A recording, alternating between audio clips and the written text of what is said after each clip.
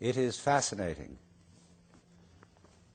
that an increasingly large number of people in the United States have become interested in the practice of what may generally be called meditation or contemplation, according to models that have been followed for centuries in Asia. And one of the reasons for this is that the religions which are generic to the West, Judaism, Christianity, and even Islam, are more talkative than contemplative. In other words, when you go to a church service, if you're a Protestant, you expect the main event to be the sermon, and also the minister's prayer, offered more or less spontaneously, telling God how to control the universe. And if you're a Catholic, you expect the Mass, which has now been translated into English so that everybody can supposedly understand it, and has thereby been degraded from what Hindus would call mantra, the use of sound for meditation, to a merely instructive affair. We are very verbose in our religion, and because of that, it's all words, words, words. And only rarely does this help us to transform our consciousness. And this is, more and more people are realizing, is the important thing. Because we discover this, that our extremely powerful technologies are magnifiers or amplifiers. When we do what we will, what we think we desire with technology, we are, as it were, blowing up our image of ourselves to enormous proportions. And many of us are beginning to realize that we don't like it. We discover ourselves to be beings that are hostile to the environment and that are bent on dominating it to the point of destruction. That we don't feel at home in the universe. We feel that our skin, at the very least, is a boundary between a palpitating, sensitive consciousness that's terrified of what's outside the skin and terrified of a good deal that's inside it, like bacteria and cancer cells, weak arteries, cholesterol, what have you. So we have this strange thing that Lancelot White called the European dissociation, the feeling of oneself as a prisoner, involuntarily so, in a hostile world that does not give a damn about our egos. And therefore, when news comes from all about, whether it be from the Orient or whether it be from experiments with psychedelic drugs, when news comes that this feeling of our own existence may be a hallucination, people prick up their ears and would like to know, is there some other mode of consciousness which one can be in, which is not this alienated mode? Because we feel, I think many of us, very, very strongly, that if there is such a place, we would like to be there. That, of course, entails difficulties, which we shall go into. But this is the starting point of the fascination for yoga, for Zazen, and also for the Taoist forms of meditation, which are much less known.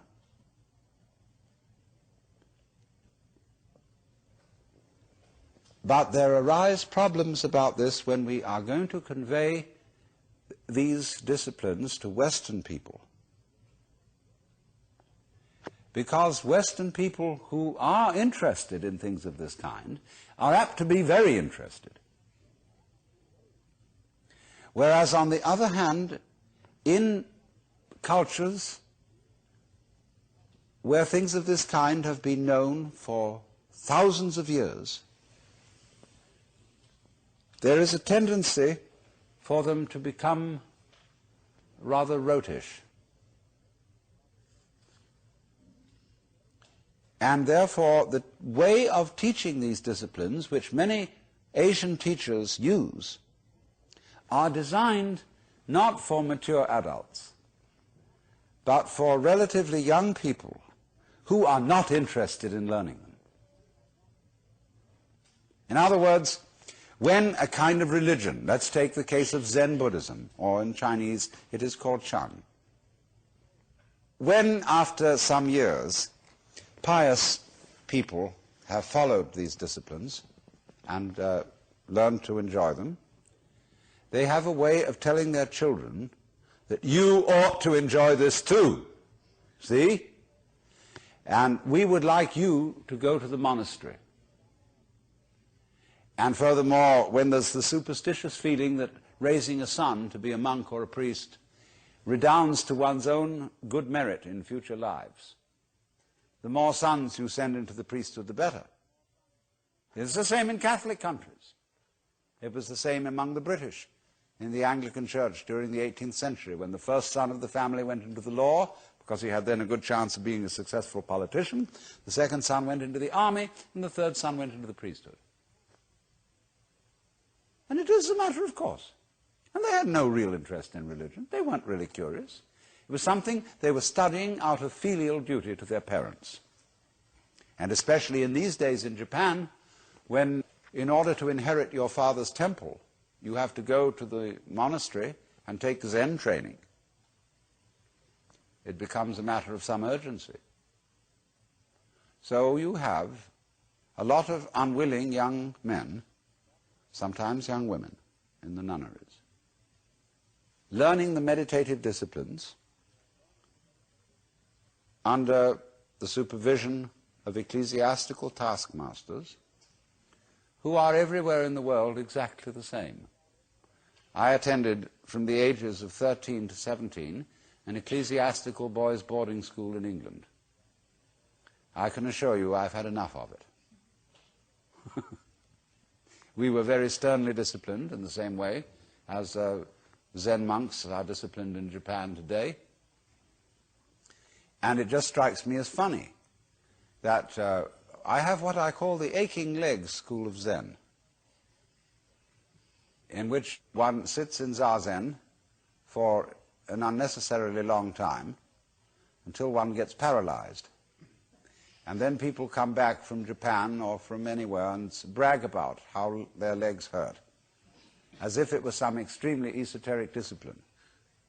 And, you know, they bang them about with boards on the shoulders, and like in England, they swipe them on the bottoms with canes. And it's all the same old story. And I think we need to go beyond this and develop a certain maturity towards the practice of meditation that is not based on all this boys' boarding school business. But it's very difficult to make people who have been brought up in that system see the point. Because they say, well, we got it this way, and that's the way you have to go in order to get it.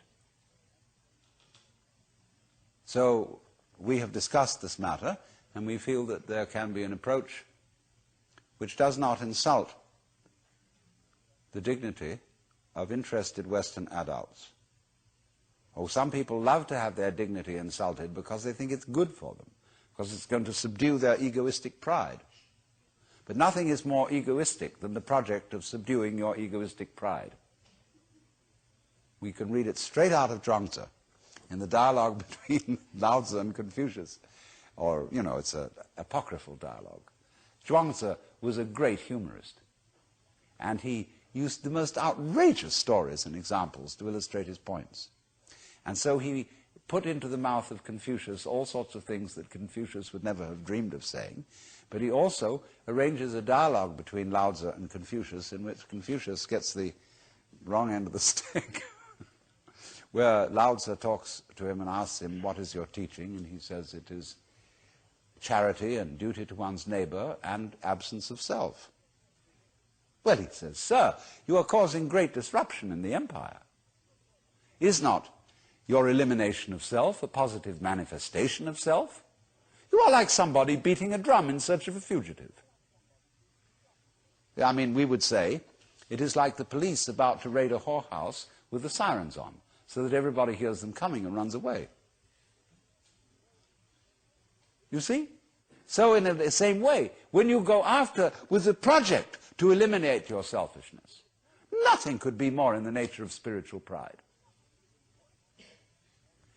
And you will work on it, and the more you work on it and get uptight and stiff, the more your spiritual bulge increases.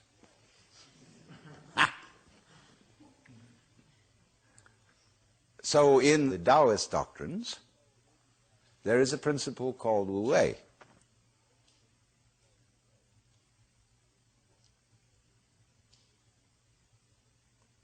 And this means, Wu means none or not, no, negation. Wei has a combination of meanings. It can mean action, making, but the best translation I have found for it is forcing. And so Wu Wei is the principle of not forcing in anything that you do. Now we know when we watch any performance of an artist, be it a dancer or an actor or a musician, we know immediately when the performance is forced. And we say it doesn't ring true, it's too artificial, it doesn't seem to be natural. Many people who study the Taoist doctrines think that Wu Wei means do nothing, in the sense of laissez-faire, be lazy, always be passive. It doesn't mean that. There is a time for action. When you study judo, you use muscle only at the right moment.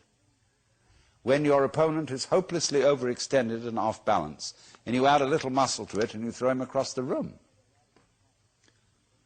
But only then. You never use muscle at the wrong moment. For as Shakespeare knew perfectly well, there is a tide in the affairs of men which, taken at its flood, leads on to fortune. And so Wu Wei is based on knowledge of the tide, the drift of things. Get with it. Wu Wei is the art of sailing rather than the art of rowing. So, if you say now, one of the most famous sayings in the Lao Tzu book is superior virtue has no intention to be virtuous, and thus is virtue. Inferior virtue cannot let go of virtuosity, and thus is not virtue. So one could also say, the real Wu Wei is not intentionally Wu Wei, and so is Wu Wei. But inferior Wu Wei so tries to be Wu Wei that it isn't. In other words, this is saying Wu Wei is not a matter of cultivated passivity or even of cultivated spontaneity, because there are people who think that they are released, that they have realized that they are the Tao, as all of us in fact are, or that you are, to put it into Vedanta terms, every one of us is the Brahman, the eternal self of the universe, beyond all description or classification or thought. And you say, okay, baby, I'm that. Now I'm going to have a ball. Well, what kind of a ball do they have? Well, what they do is they look up the rules on which society runs and do the opposite. Well, that's still running by the rules of society. And it's the mirror image in reverse. That's not spontaneity. You have to be able to realize that you don't know what you really want to do. until you are very quiet. And it tells you. So, to quote Jesus, unless you become again as a child, you cannot enter the kingdom of heaven. And if you read the Bible, incidentally, which is a very dangerous book, as I'm going to be demonstrating in Playboy this December, but understand heaven in a very literal sense, space. See, we are in heaven now because the earth is a spaceship and heaven is space. What is called in Chinese gung, Japanese gu, the void. That's what is important. That most of us don't know this. Even Shakespeare has one of his characters saying, "Oh, that this all too solid flesh would melt." But do you know you are much more space than you are anything else? If the ponderable, I won't say matter, the ponderable whatever in your bodies were condensed and all put together, it would be smaller than the point of a pin. And anyway, somebody once said, even a bishop is 80% water.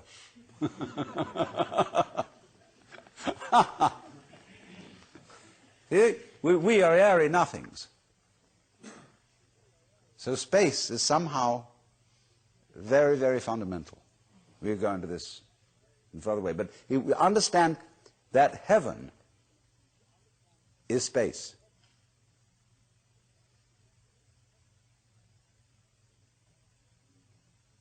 And all those references in those nursery rhymes that we learned as children, which were the hymns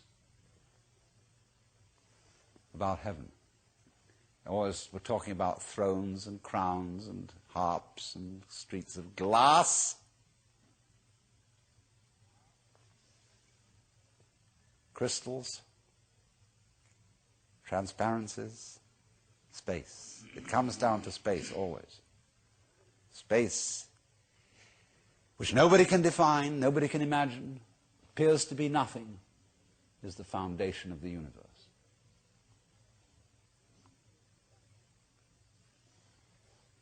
But you have to become again as a child to see that. Now you go back to your childhood. What were the fascinating things? What's out there? What's beyond the stars? How long does it go on? And Mama said, it goes on always and always and always. The child wonders. He's excited. That there's something that never ends. Then the child asks about time. How long ago is long ago? Well, the Bible says that in the beginning God created the heaven and the earth. Well, what did God do before he did that? Well, as one person said, he sat up thinking punishments in hell for people who ask silly questions. But still, that is only a joke. And the child thinks of God going back and back and back forever, with never beginning. So in the same way you think about death. Go to sleep and never wake up. Never.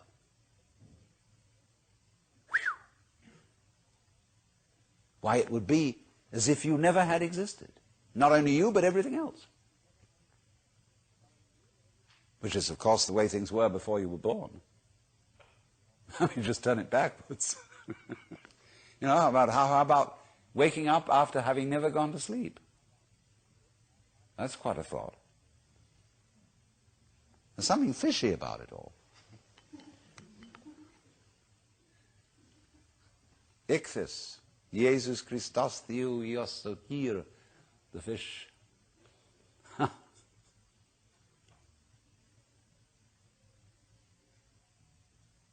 So we get a funny feeling when we think those questions really through.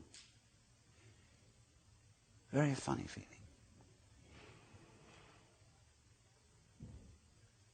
And children, you see, love to get into that funny feeling. Children do all kinds of weird things. They like to spin around as fast as possible, so they watch suddenly the whole the ground goes tilting. They do this thing giddy, giddy, giddy, giddy with their eyes, and they go and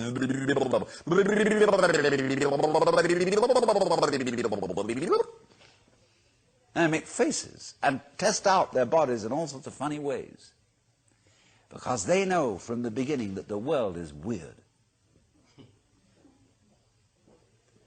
A strange thing. Because everybody knows what it's all about, only they won't admit it. Being brought up is being taught not to admit it, but you know very well what's going on. But in order to find out once more as an adult, you have to become again as a child. So what does that involve? It means, ladies and gentlemen, would you please check your ideas and opinions at the door, first of all. All your philosophical and religious views, all your logic, because I say check it at the door advisedly, because you can pick it up again when you go out if you feel unsafe without it. I'm not trying to argue you out of your opinions and views. I'm merely suggesting that for the sake of an experiment, you temporarily suspend them. And view what is as if you didn't even know how to talk. Red is not red, blue is not blue. Hard is not hard, soft is not soft. Male is not male, female is not female. There is just this jazz.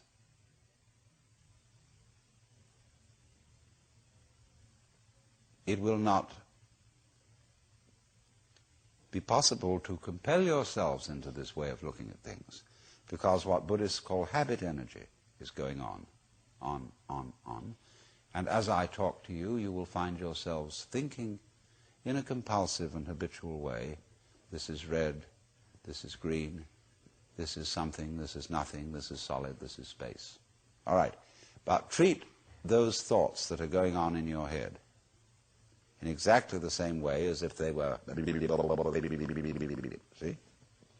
That's all they are. Like shapes in the spray as the sea breaks on the rocks.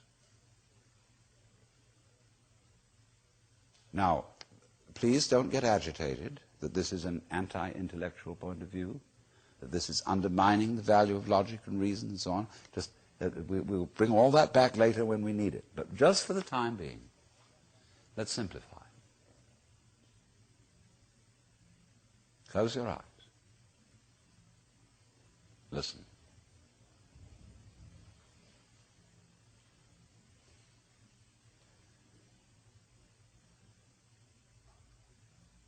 What is? What do you really and truly, honestly hear? Don't name it. Just as if it were music. Classical music.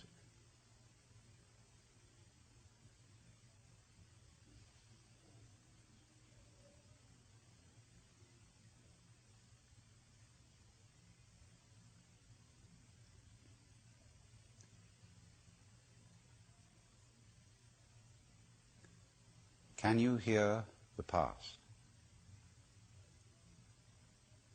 Can you hear the future?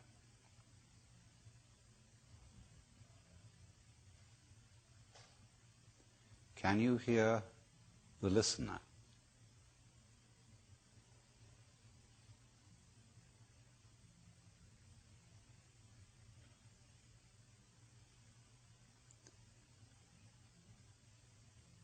Where do the sounds come from? Ears alone, please. Look, Mama, no hands.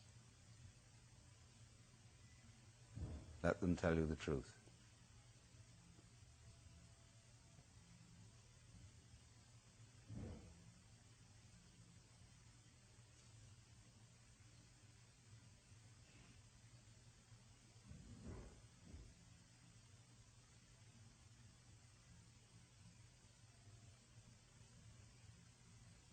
You may be talking to yourselves Don't try to repress it, as I said. Just disregard it.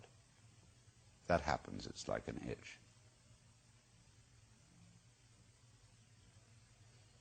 Really listen. Dig that sound.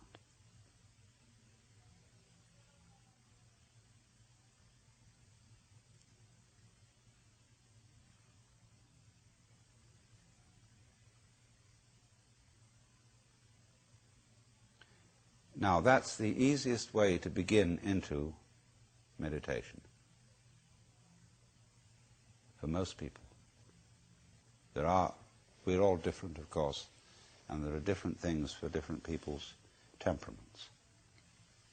But I find it simplest to illustrate it by hearing without comment, so that you can get into tune with what is. You can't really get out of tune with it, but we don't know that yet. Maybe some of you do. The art of meditation is a way of getting into touch with reality.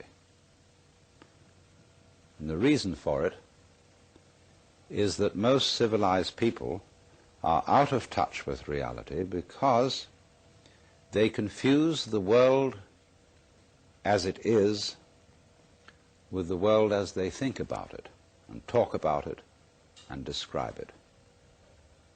For on the one hand, there is the real world, and on the other, a whole system of symbols about that world which we have in our minds. These are very, very useful symbols. All civilization depends on them. But like all good things, they have their disadvantages, and the principal disadvantage of symbols is that we confuse them with reality, just as we confuse money with actual wealth, and our names about ourselves, our ideas of ourselves, our images of ourselves with ourselves. Now, of course, reality, from a philosopher's point of view, is a dangerous word. A philosopher will ask me, what do I mean by reality? Am I talking about the physical world of nature? Or am I talking about a spiritual world? Or what? And to that I have a very simple answer. When we talk about the material world, that is actually a philosophical concept. So in the same way, if I say that reality is spiritual, that's also a philosophical concept. And reality itself is not a concept. Reality is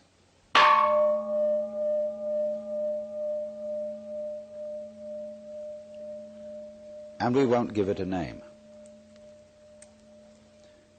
Now, it's amazing what doesn't exist in the real world. For example, in the real world, there aren't any things, nor are there any events. That doesn't mean to say that the real world is a perfectly featureless blank. It means that it is a marvelous system of wiggles in which we descry things and events in the same way as we would project images on a Rorschach blot, or pick out particular groups of stars in the sky and call them constellations, as if they were separate groups of stars. Well, they're groups of stars in the mind's eye, in our system of concepts.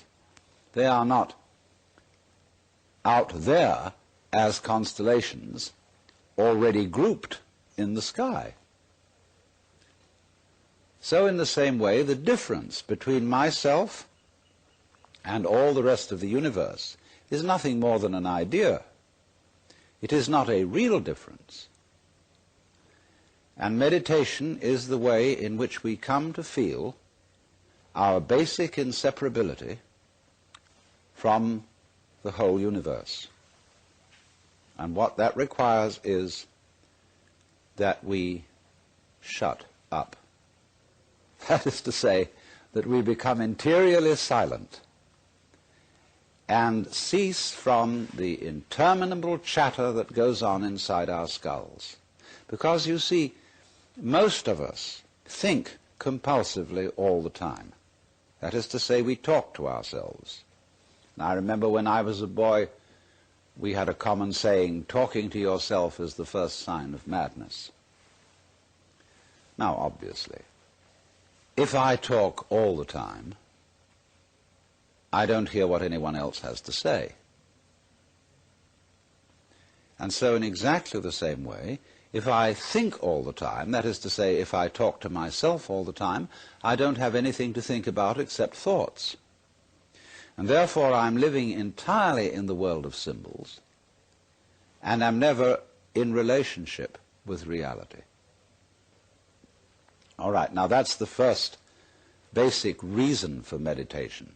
But there is another sense, and this is going to be a little bit more difficult to understand, why we could say that meditation doesn't have a reason or doesn't have a purpose. And in this respect, it's unlike almost all other things that we do, except perhaps making music and dancing. Because when we make music, we don't do it in order to reach a certain point, such as the end of the composition. If that were the purpose of music, to get to the end of the piece, then obviously the fastest players would be the best. And so likewise, when we are dancing, we are not aiming to arrive at a particular place on the floor, as we would be if we were taking a journey. When we dance, the journey itself is the point. When we play music, the playing itself is the point. And exactly the same thing is true in meditation. Meditation is the discovery that the point of life is always arrived at in the immediate moment. And therefore, if you meditate for an ulterior motive, that is to say, to improve your mind, to improve your character, to be more efficient in life, you've got your eye on the future and you are not meditating.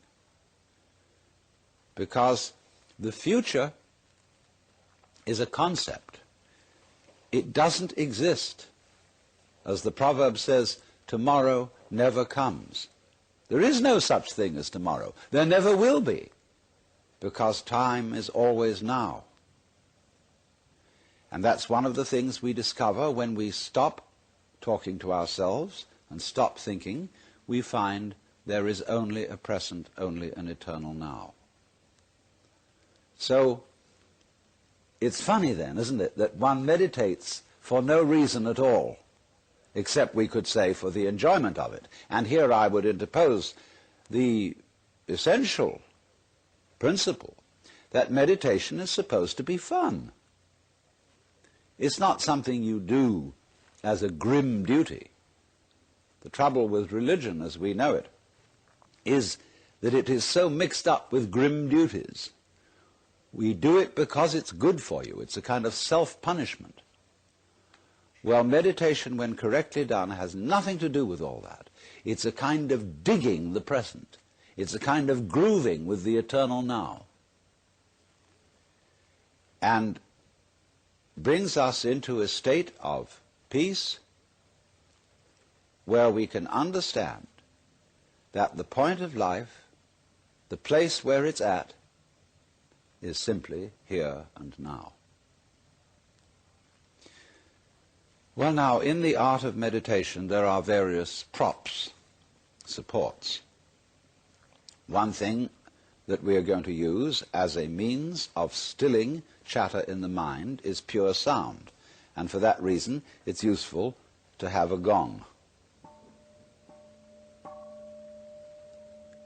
This is a Japanese Buddhist gong made of bronze and shaped like a bowl. Or you can use your own voice, chanting. Another prop in meditation is the use of incense. And that is because the sense of smell is our repressed sense, and because it's our repressed sense, it has a very powerful influence on us. And therefore we associate certain smells with certain states of mind. And so the smell of incense is associated with peace and contemplation, and so it's advantageous to burn incense in meditation. The other prop is a string of beads. And these beads are used in meditation for an unconscious method of timing yourself. Instead of looking at a watch, you move a bead each time you breathe in and out, so that at a certain rate, you see, there are always 108 beads on a rosary. And when you get to slow breathing, halfway around the rosary is about 40 minutes. And that is the usual length of time for which one sits in meditation, because otherwise you get uncomfortable and you get stiff legs and problems of that kind. Now then, the other thing, first of all, that we have to go into is how does one sit in meditation? You can sit any way you want. You can sit in a chair, or you can sit like I'm sitting, which is the Japanese way of sitting, or you can sit in the lotus posture, which is more difficult, which is cross-legged, with the feet on the thighs, soles upwards. And the younger you start that in life, the easier you'll find it to do. Or you can just sit cross-legged on a raised cushion above the floor. Now the point of this is that if you keep your back erect, I don't mean stiff like this, nor slumped like this, but just easily erect, you are centered and easily balanced, and you have a feeling of being thoroughly rooted to the ground. And that sort of physical stability is very important for the avoidance of distraction and generally feeling settled. Here and now, j'y suis, j'y reste, as the French say. I'm here and I'm going to stay. Well now, the easiest way to get into the meditative state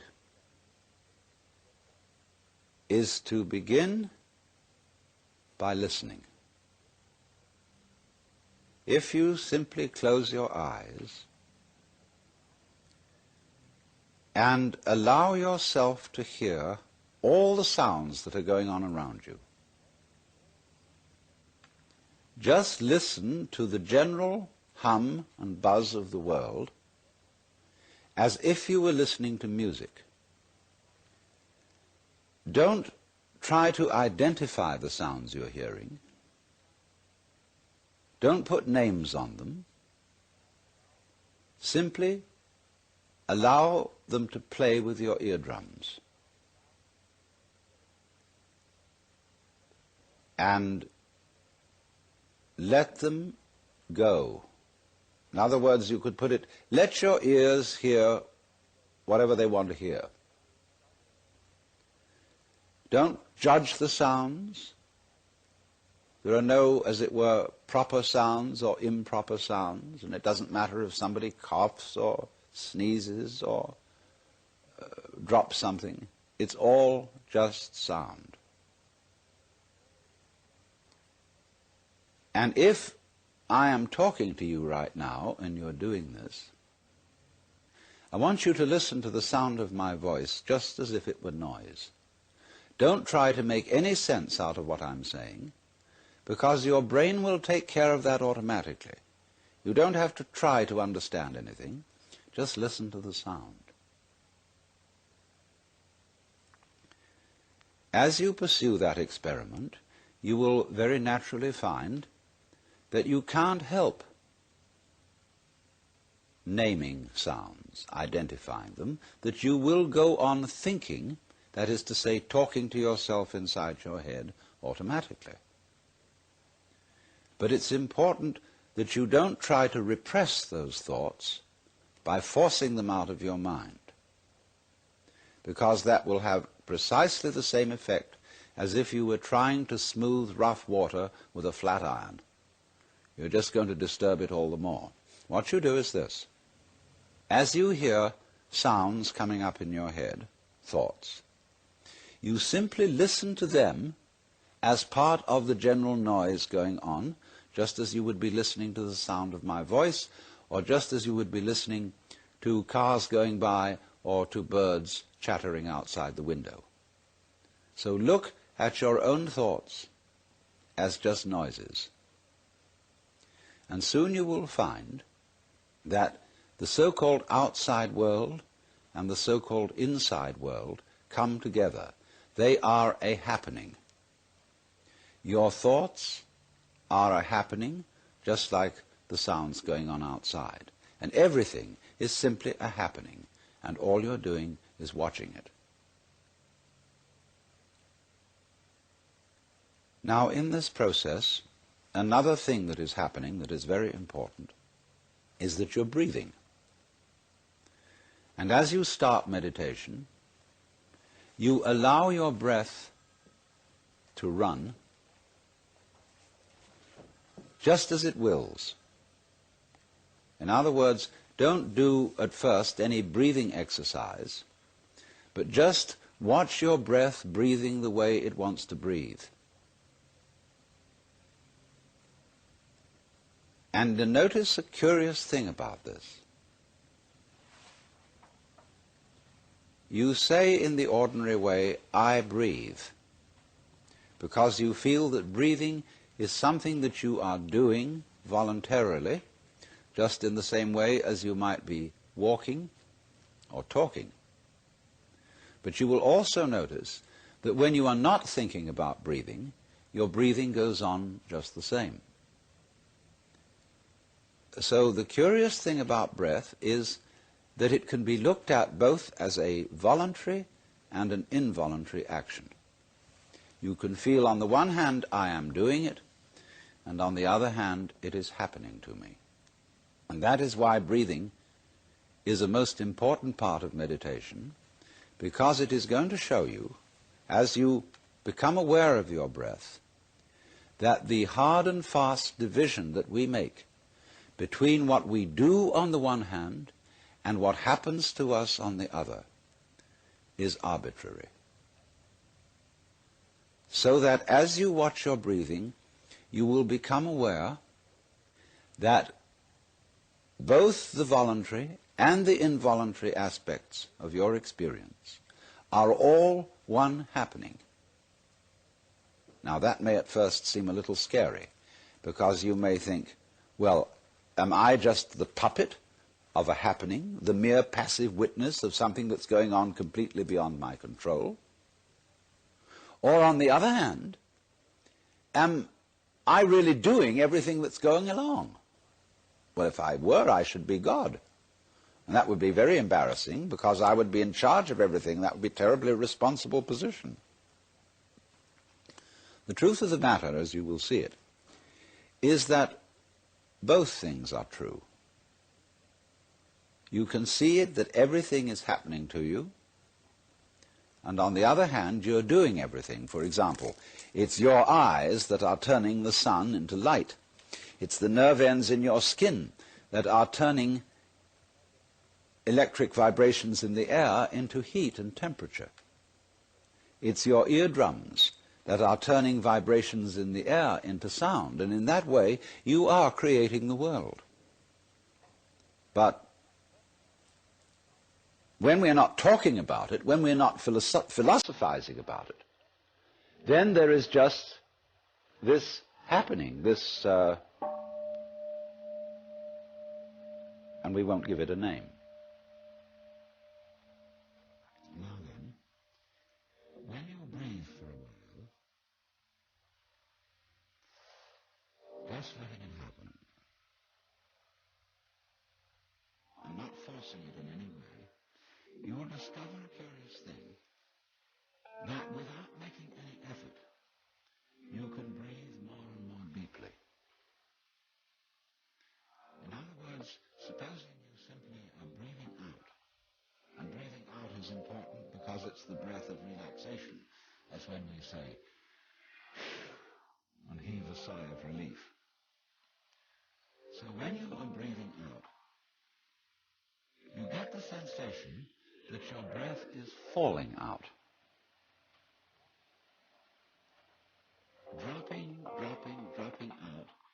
same sort of feeling you have as if you were settling down into an extremely comfortable bed. And you just get as heavy as possible and let yourself go. And you let your breath go out in just that way. And when it's thoroughly comfortably out and it feels like coming back again, you don't pull it back in, you let it fall back in.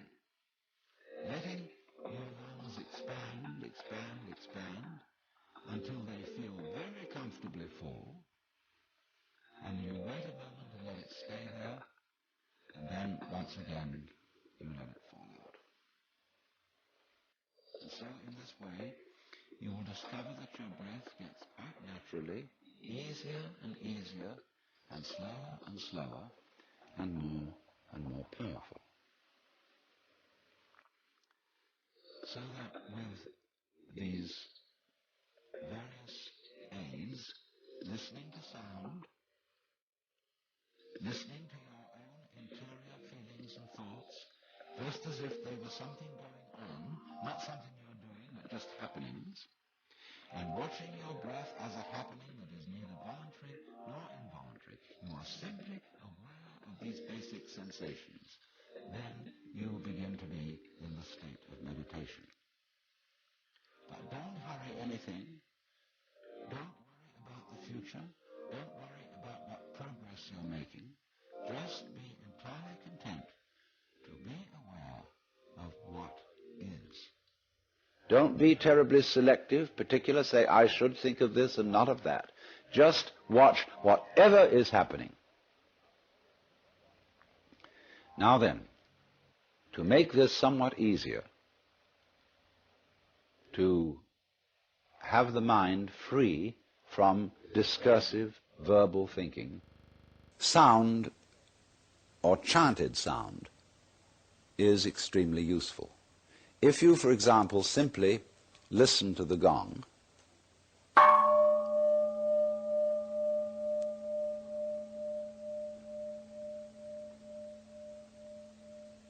and let that sound be the whole of your experience. It's quite simple, it requires no effort.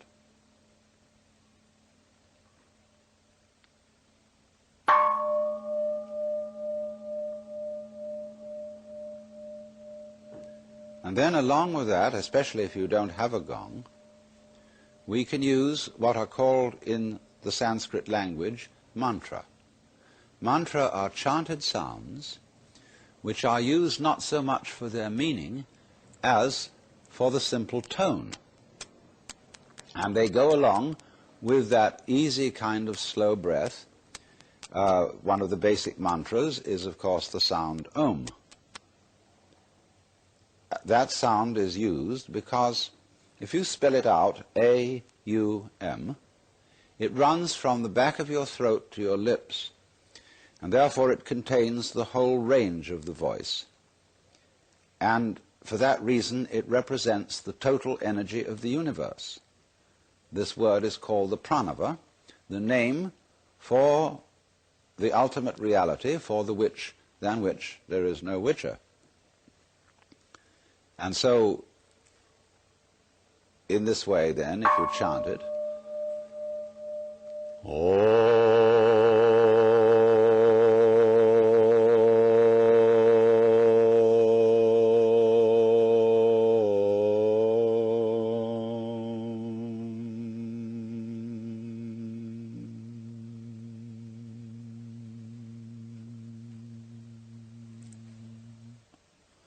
and it's varied like this.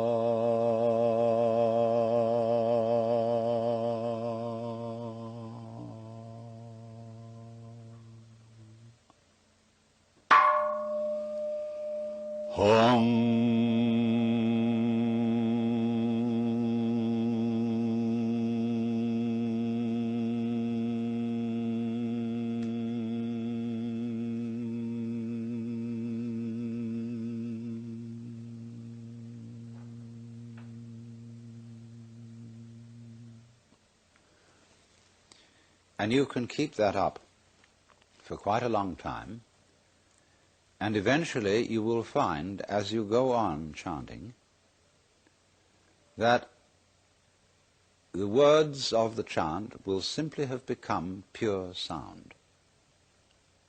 And you won't be thinking about it.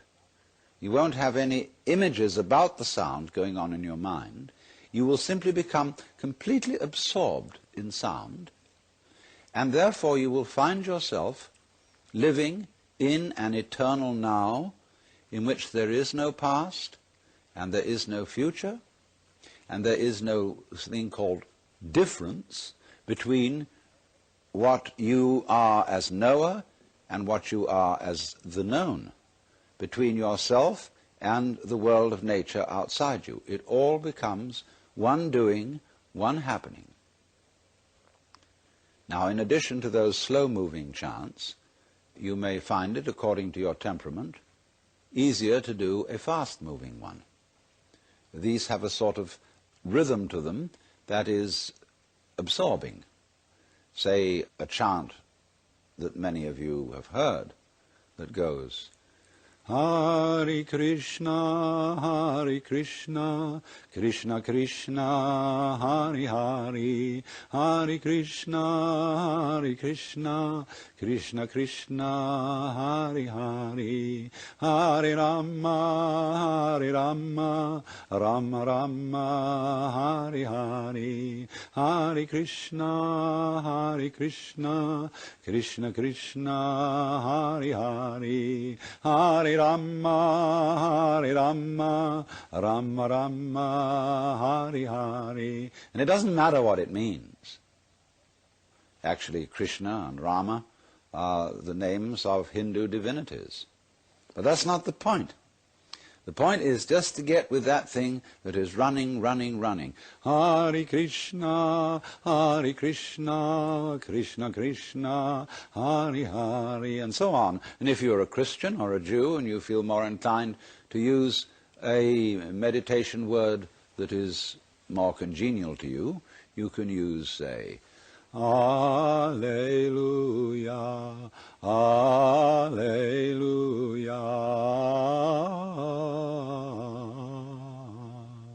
Alleluia, Alleluia,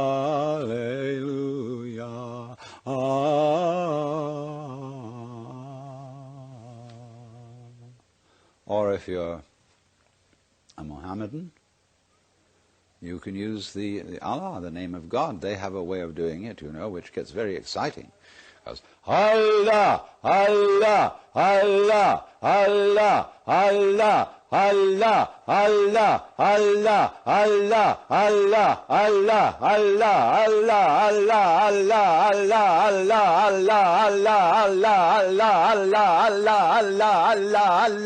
Allah, Allah, and it gets faster and faster. You can keep that up for 40 minutes.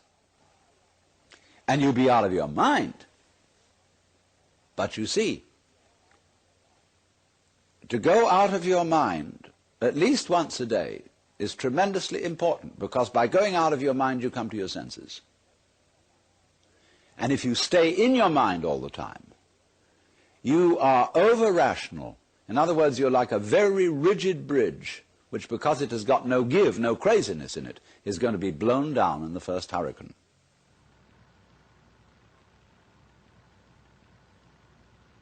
Just as you've been letting vibrations in the air play with your ears, let your lungs breathe as they will. Don't as yet attempt any breathing exercise. Don't force anything. Simply allow breathing.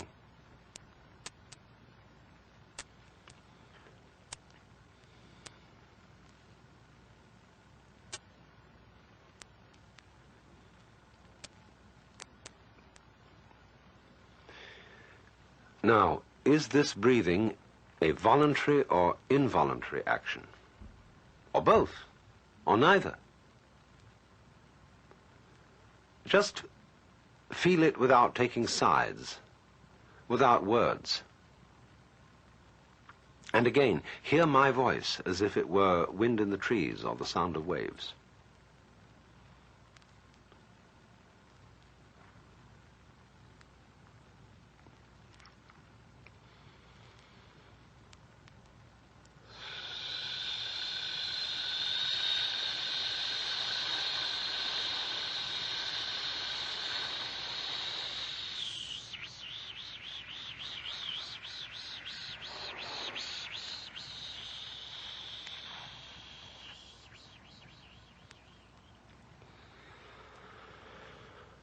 Most of us are short of breath.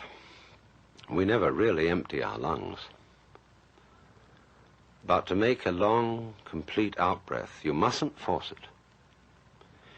Imagine there's a large ball of lead inside your neck, and allow it to fall slowly through your body to the floor, pushing and easing the breath out as it drops. Ease the breath out just as you settle and sink down comfortably into a bed. And when the ball reaches the floor, let it drop away as if to the center of the earth.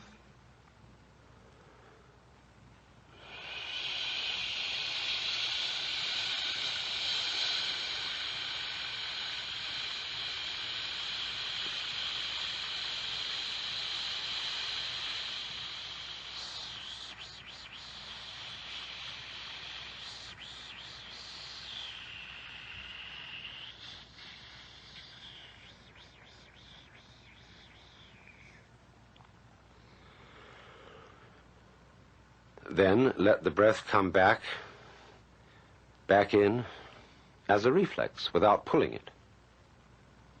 And then imagine another ball of lead in the neck. And again, let it fall out, long and easy.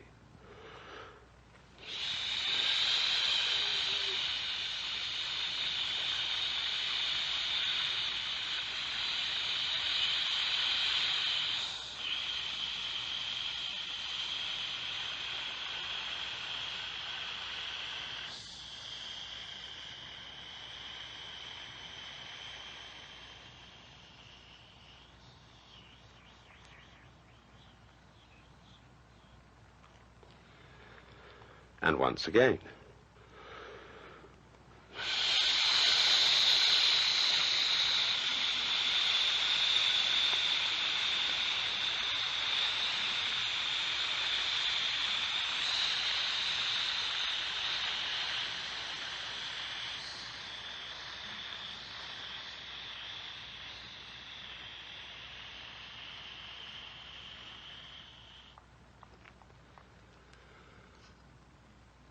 Now, do you see what's happening?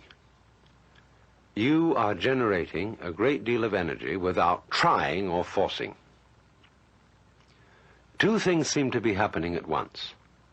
First, the outflow of breath is simply falling, happening all by itself. Second, it's under perfect control. So from this practice, you learn to experience, to realize that what happens to you and what you do are one and the same process.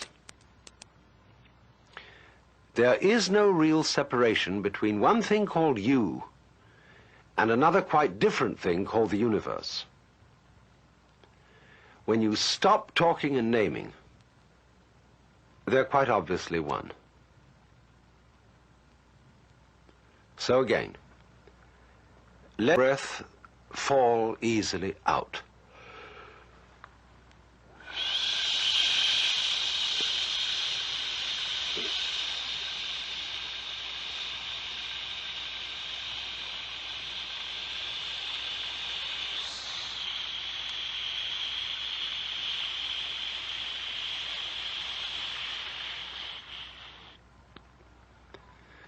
All the way. Let it come back on its own, and then out again.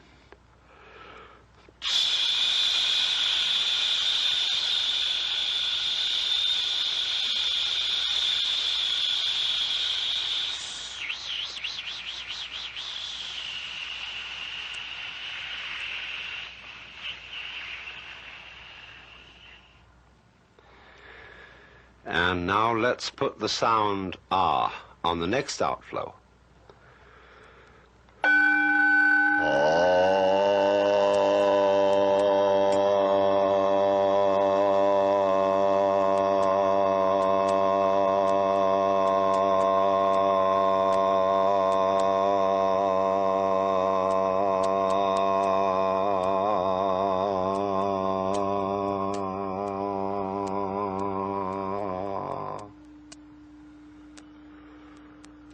mind again so that you have nothing in mind but...